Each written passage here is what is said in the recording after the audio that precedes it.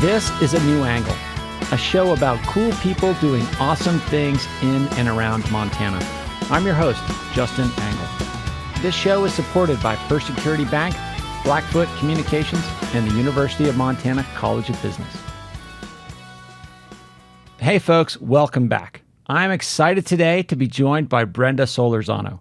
Brenda is the CEO of the Headwaters Foundation, an organization dedicated to a Montana in which all people, especially those most vulnerable, are healthy and thriving. People are people. People want the best for their children. Solutions may vary, but at the end of the day, that's really what we're all working towards. Headwaters is a relatively young foundation, and Brenda is a relatively new Montanan. But in a short time, Headwaters has made incredible impact, not only through funding many organizations in need, but also doing so through new paradigms, including a deep commitment to trust-based philanthropy. Brenda, thanks for coming on the show today. Hey, thanks for having me. Excited to be here. Yeah, so tell us where you're from. Where did you grow up? I actually grew up in San Francisco. I was born in Guatemala, and when I was 6 months old, my parents decided to move to the United States, and San Francisco became our home. And what prompted that move to the States? My dad had been in the Guatemalan military and had gotten a little bit of a really upfront seat to what was happening in terms of civil war in Central America, and knew that it probably was not a good place to raise a family, and decided that coming to the U.S. would give us a different opportunity. And I think myself and my siblings are examples of living the American dream. For sure.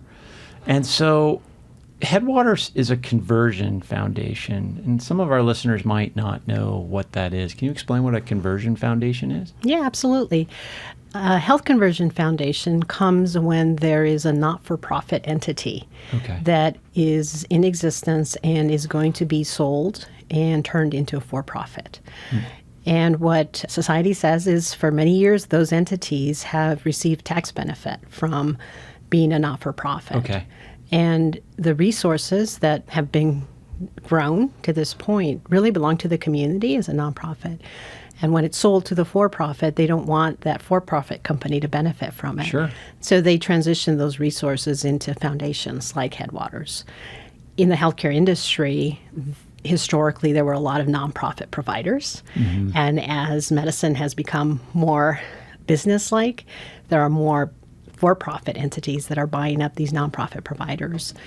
Over the last 20, 30 years in the health industry, there's a tremendous number of nonprofits that have converted and therefore have created hundreds of nonprofit health conversion foundations like Headwaters. And so this was associated with the sale of Community Health Center in 2015, I believe that was? Correct.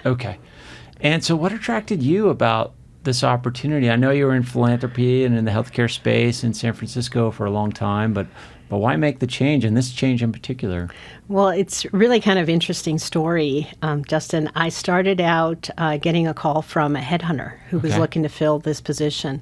At the same time, I had an opportunity to really begin to question whether or not philanthropy was the right career choice for me, and was thinking of leaving philanthropy. Then I went into a leadership program, and part of that leadership program was to come up with a life plan of what I personally wanted to do personally and professionally with the remainder of my career.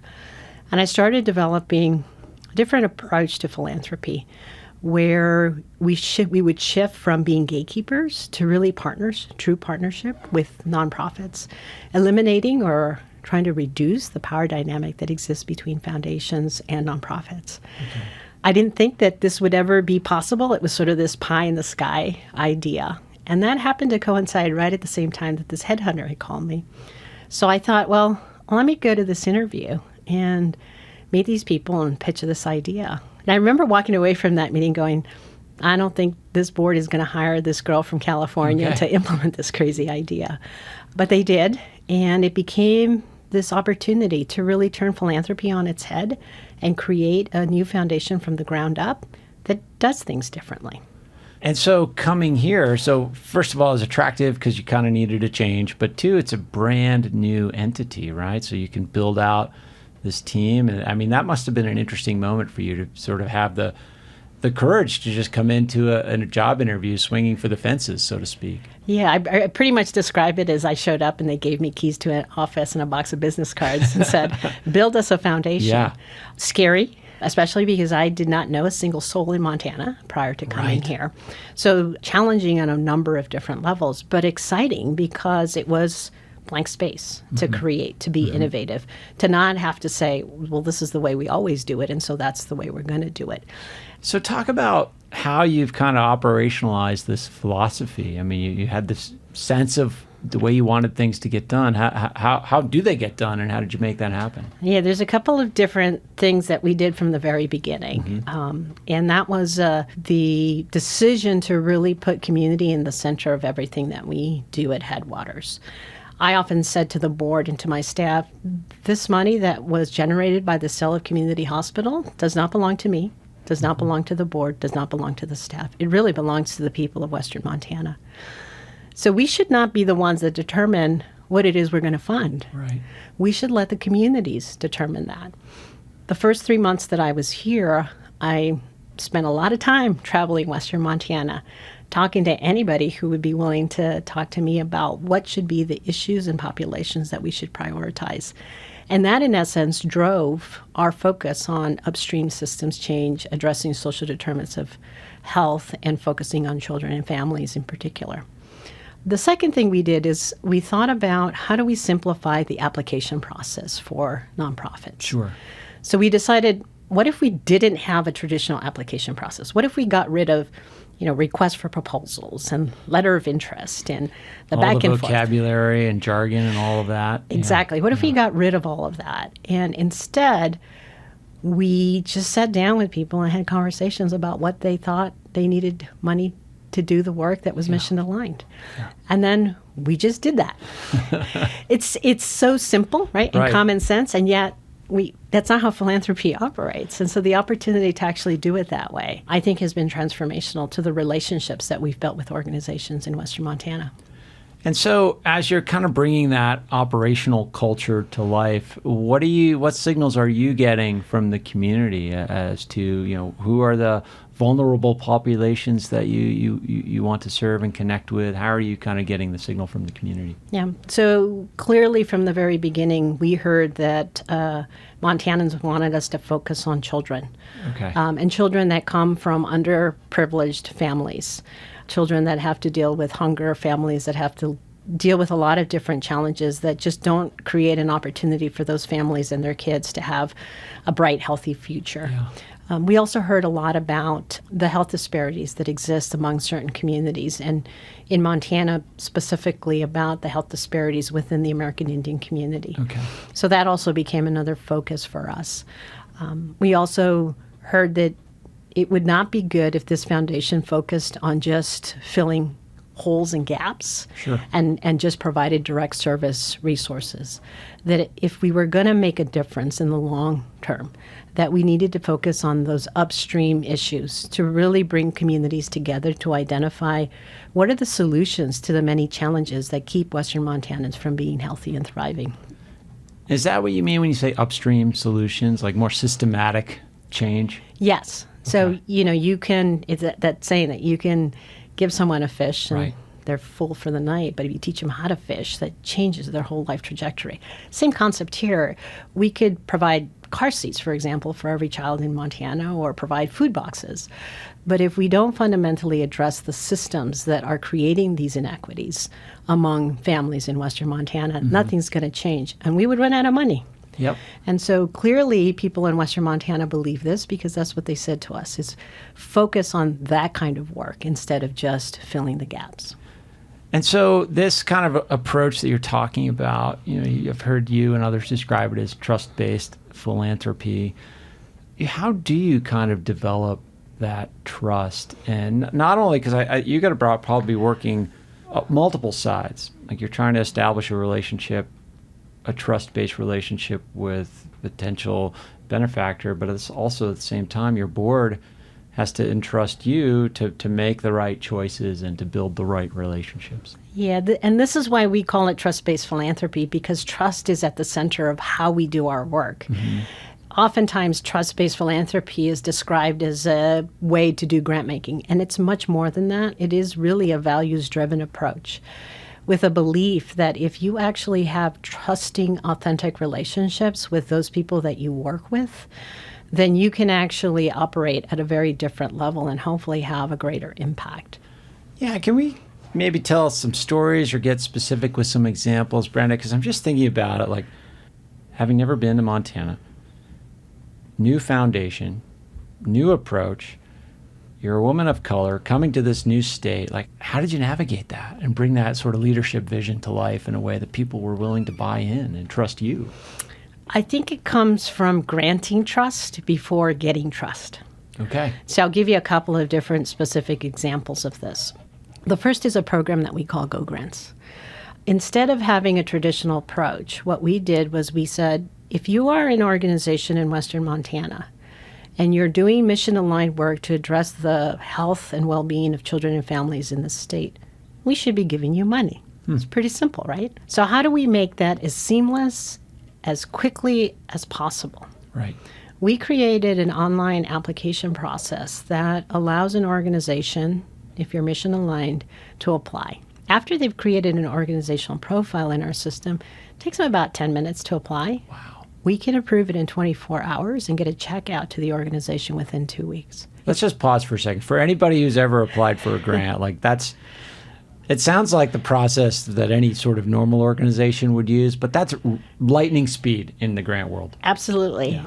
Can you tell us some of these stories? Like, what were a couple of the organizations you feel have really taken advantage of this Go Grant program in a transformational way? Yeah, there's a school in Frenchtown that was able to receive one of these grants, and it was a science teacher that was working with the kids, had built an aquaponic garden and wanted to expand it so that they could do a couple of different things. They were doing science lessons, obviously, with the garden.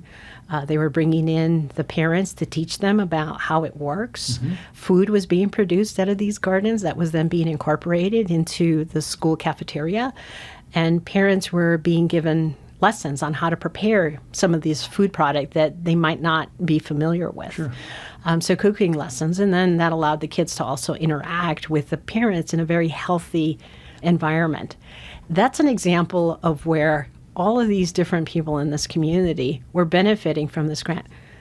If you'd asked me, Brenda, are you going to fund an aquaponic garden in Montana? Yeah. I don't think I could have come up with that idea.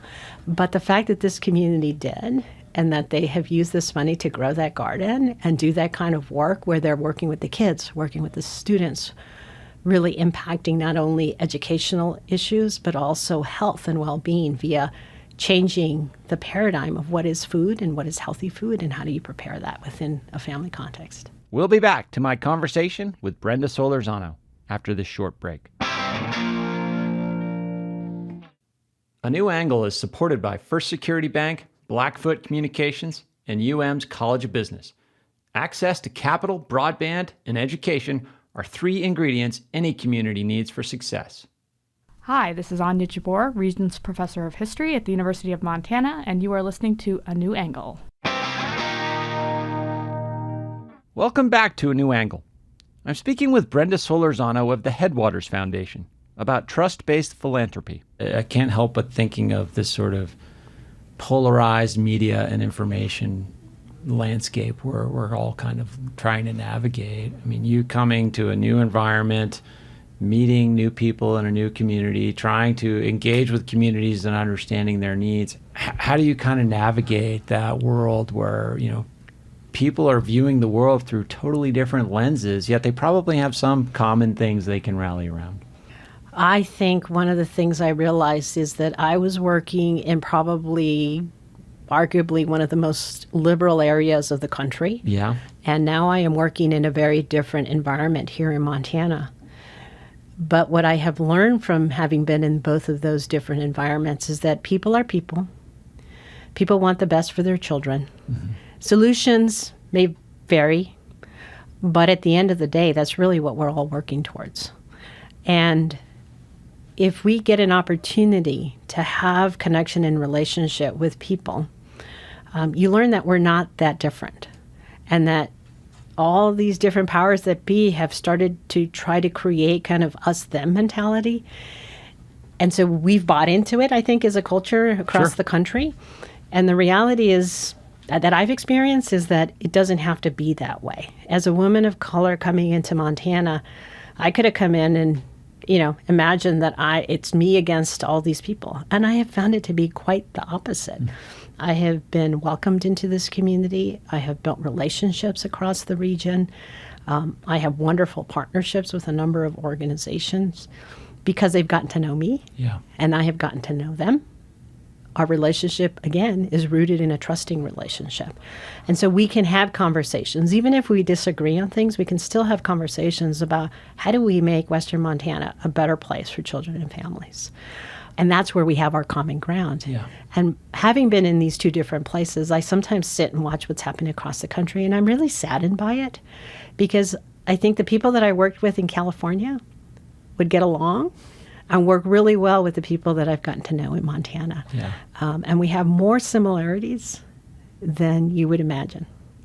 Yeah, and that the focus on children just is such a wonderful way to anchor connection. Where does kind of like outcomes and data kind of come into the mix here? I mean, I assume at some point there's a report out and an exchange of outcomes and results and conversation about those topics. Yeah, I'm glad you're asking this question, Justin, because it's something that we often get when we're talking about trust-based philanthropy, right? What? You just trust?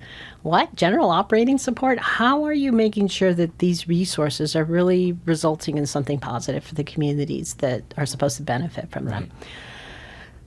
It's a complicated answer, and what I'll say to you is that there are a number of different things that we've thought about. Number one, redefining how you define success. So many of us have been Western trained. Data, hard numbers, ROI. These are the things that we have come to believe are the ways that we should demonstrate success. And one of the things that I have been trying to push my staff, the board, and the communities we serve is that there are lots of different ways to think about success. And it doesn't always look the way that you would expect in a pie chart or a graph chart or numbers. That you can agree to what it is that you're trying to achieve and then be able to collect data, which for me is stories, about how this is making a difference. So the story about the aquaponic garden is an example. There is no hard data.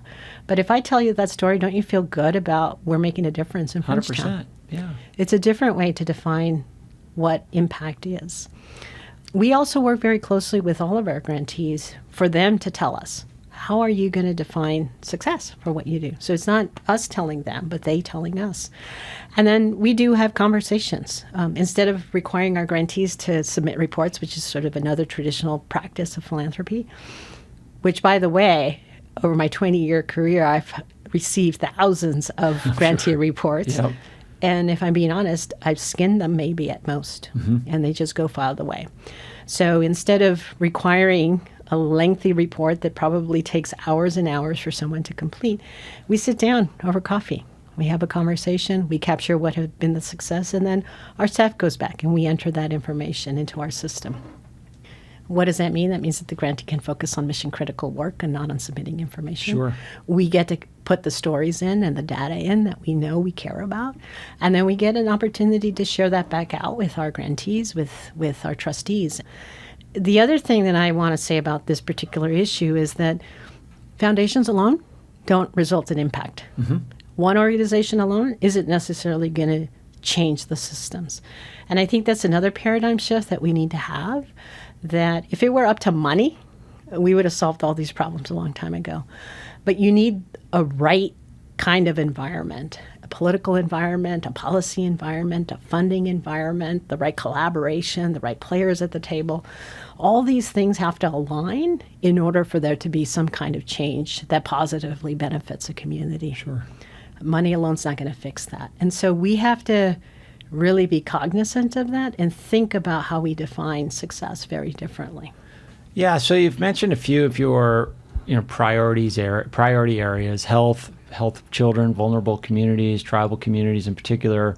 Talk maybe about what you've learned about Montana, both in terms of the quality work being done here through the organizations you're working with, but also what are some of the barriers to improvement at a systemic level that you've learned about? Yeah, so let me start with the positives first, and then I'll talk a little bit about the challenges that I see. Small community, everybody knows each other, so everybody who needs to be at the table can be brought to the table very quickly. If you think about a big state like New York or California, trying to get like the key people in a room, almost impossible. Montana, you can actually make that happen. A deep caring for your neighbor. So people aren't coming to this work because, there's a movement or an effort or, a media campaign. It's because they genuinely care about their neighbor. Sure. And that's powerful. Right? The ability for people to care for each other, which is another thing that I think is missing in this country, but I still see here. I think the ability to be in a resource-constrained environment, and you kind of make it happen anyway. Yep. The amount of volunteerism that exists in the state, the desire of people to work together to create better community for themselves, their family, their children. All of those are strengths I see in Montana, and a very rich nonprofit community. Absolutely. Right? Especially here in Missoula. I think some of the challenges that I've seen is that it's related to the strengths, right? Usually that's the way it works. Nonprofits in this community and communities across Western Montana live in a resource-starved situation. Sure. And when you approach problem solving from a limitation of resources, you think smaller, right? Because you don't have the ability to dream and to think about what could be possibility. And so that requires some ability to have time, have resources to reimagine and problem solve in creative, innovative ways. I'm hoping that Headwaters can create some of those spaces because that, I think, limits the ability to achieve the kind of change that people want to see in Western Montana. Another thing that I think is a challenge for this region is just not having access to information and other kinds of resources, not dollar resources, that you might have in a bigger community. Sure. California is the capital of innovation, and you're learning about things almost daily about how people are transforming everything from the car industry to philanthropy. In Montana, we're a little bit slower to catch up to that because we're not exposed to it as much. And that's one of the things that I'm hoping we can do is not bring in like what other people do, because that's the other thing I learned about Montana is Montanans like to be led by Montanans, but to learn about other things, to expose the thinking to other ways and other approaches, so that we can take what works, what could work in Montana, and implement it and leave whatever doesn't, to the side. So that's really about a resource thing, right? More than anything as well. We're a little bit of help because we're new resources that are available to communities.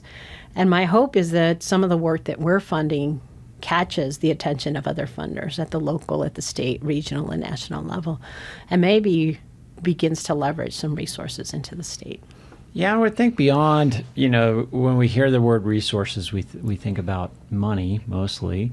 And you're getting money flowing faster, but also the resource of time that your model has been able to free up for these organizations. They're not spent constructing these elaborate reports in a very precise format to please their funders. They're having a conversation with you so that they can clearly communicate and do the work.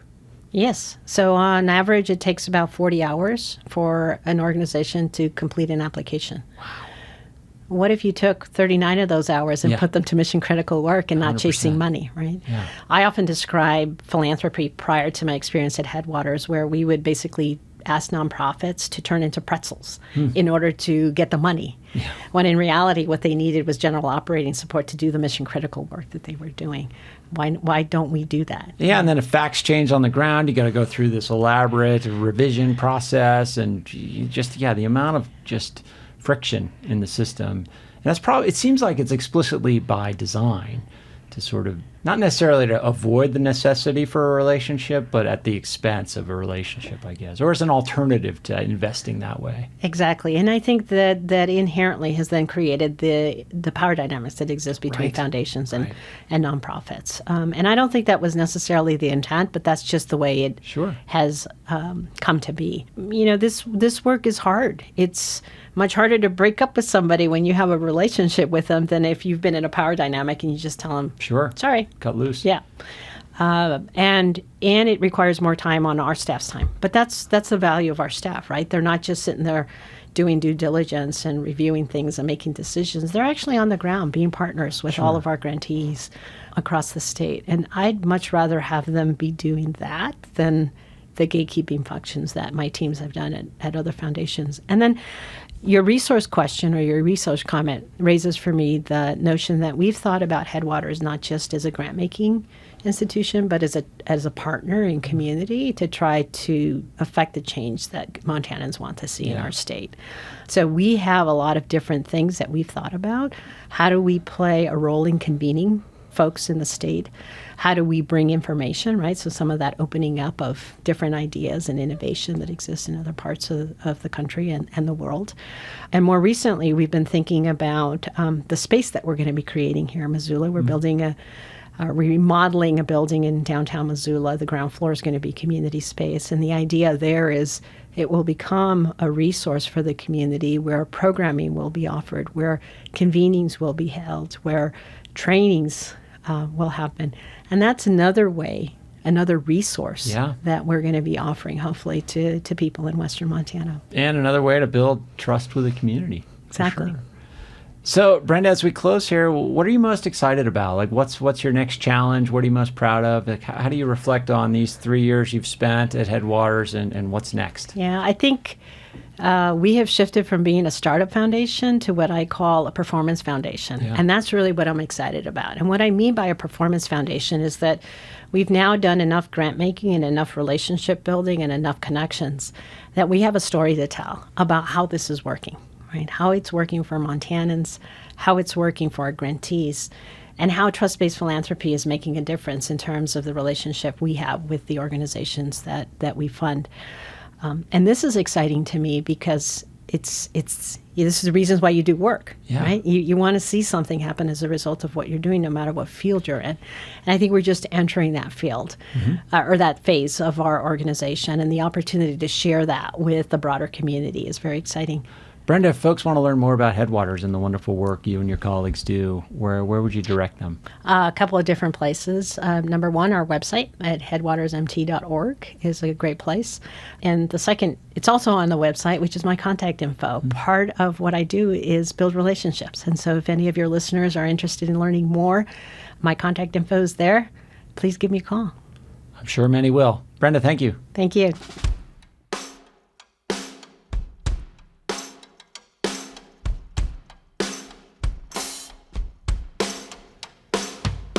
Thanks for listening to A New Angle.